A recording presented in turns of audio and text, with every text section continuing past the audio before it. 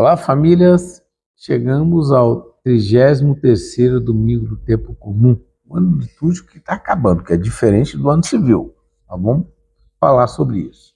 E aqui, na primeira leitura, o profeta Isaías anuncia ao povo escravo, que estava desesperançado, a ação salvadora de Deus. Mas não é simplesmente uma ação salvadora terrena, mas é um anúncio da esperança de uma vida que vai além deste mundo. É a confiança e a fé que deve nos ajudar a permanecer fiéis a Deus, apesar de toda perseguição e do sofrimento. O povo estava sofrendo muito ali. E quando o profeta fala, eles estão sentindo que Deus está agindo na história. E essa ação faz alcançar que os vivos e até aqueles que já faleceram na esperança e na felicidade, eles serão recompensados para alcançar a vida eterna. Será o fim do mundo? Sim ou não? O mundo que chegará ao fim será o da injustiça, da corrupção, da arrogância, que conduz à morte, né? Da cinza surgirá um mundo novo, da justiça, mundo de felicidade, de paz e de vida e abundância. E quando que vai acontecer essa intervenção divina que mudará essa situação? Nós temos que ter a nossa confiança em Deus. Olha o Salmo. Guardai-me, ó Deus, porque em vós me refugio. Onde que está o nosso refúgio? O Senhor nos ensina o caminho da vida, onde devemos trilhar, encontrando a verdadeira felicidade. Aqui na segunda leitura, nessa carta aos Hebreus, que foi uma carta que não tem assim uma denominação correta de quem escreveu, mas que revela quando e por meio de quem realizou a salvação. Quem é que realizou nossa salvação?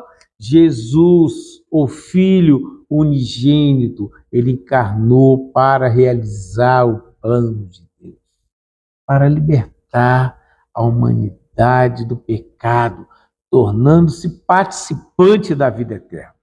A mensagem é dirigida aos discípulos espalhados pelo mundo inteiro, não somente aos hebreus, mas que, enquanto anunciam o evangelho, eles são perseguidos, pagãos, todos eles que nós chegamos, e vivem as dificuldades, os problemas internos cristãos. Qual cristão que ainda não recebeu a perseguição? Você, quando está falando de Jesus, está falando de Deus, onde você está? O que, para ser cristão, precisa mudar de vida.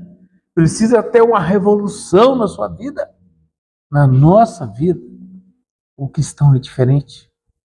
O cristão, ele é separado do mundo. Ele vive no mundo. Mas ele precisa ter a luz de Deus brilhando. E as comunidades cristãs estão até desanimadas, cansadas, vai estar fragilizado por causa das perseguições. Aí o autor da carta nos lembra que Jesus Cristo, com a sua vida e missão, nos introduziu à intimidade com Deus. Você precisa falar com Deus. Você precisa ir ao Santíssimo e falar com Jesus. Ele nos ensinou a vencer o egoísmo e o pecado e fazer da vida um dom de amor a Deus e dos irmãos. Assim nos exorta a fazer como cristãos o verdadeiro batismo com felicidade e os compromissos assumidos como os cristãos. No Evangelho, nos coloca diante de Jesus lá em Jerusalém, poucos dias antes de sua paixão e morte. Reunindo com os discípulos, Jesus, ao falar de fenômenos que provocarão as mudanças nos astros, o sol, as estrelas, revela que no futuro, com data conhecida apenas pelo Pai, o mundo marcado pelo pecado deixará de existir e o que o mundo de amor divino surgirá no mundo, com felicidade, com plenitude, É preciso que os seus discípulos estejam atentos aos sinais que estão anunciados. Essa nova realidade permanece dóceis, abertos, disponíveis para acolher o plano de Deus. Ao contrário do que o nosso bom senso, nós podemos pensar que essa mensagem do Evangelho pretende nos deixar apavorados, ameaça de castigo.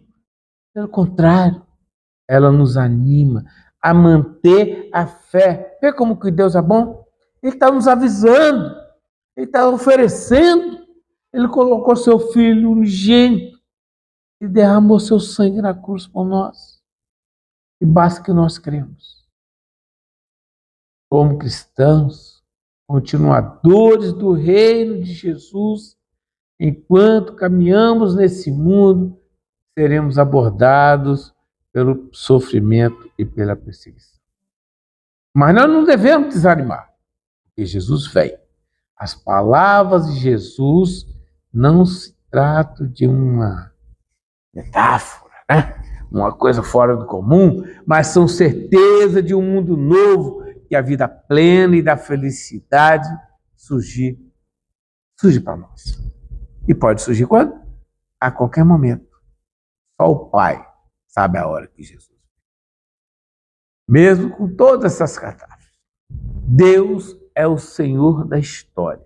Contudo, Ele deseja e espera a nossa colaboração para a realização do seu projeto de amor. Ele conta conosco para fazermos a evangelização nas comunidades. Não podemos ficar de braços cruzados, né? Precisamos passar por um processo de conversão. E a conversão do católico é todo dia.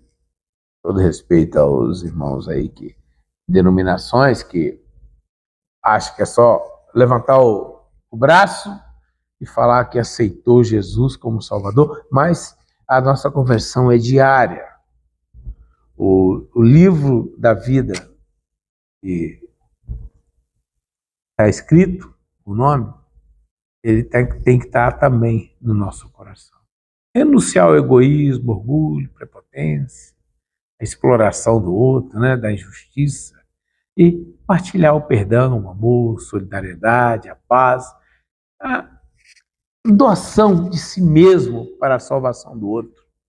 É o nosso trabalho que nós podemos fazer no dia a dia na comunidade. É só um resumo que podemos fazer, mas nesse domingo, com as bênçãos de Deus, estaremos na comunidade Cristo Rei. Areinha, Antônio Ferreira Bolle, os malucos aí acabaram com o nome do bairro Areinha, mas para mim é Areinha ainda, né? Ali na Rua Princesa Isabel, nessa comunidade, 8 horas da manhã, você é nosso convidado, está conosco a celebrar que a palavra de Deus ela é eficaz. E à noite nós vamos participar na comunidade Santíssima Trindade. É a celebração também. É a comunidade que eu participo.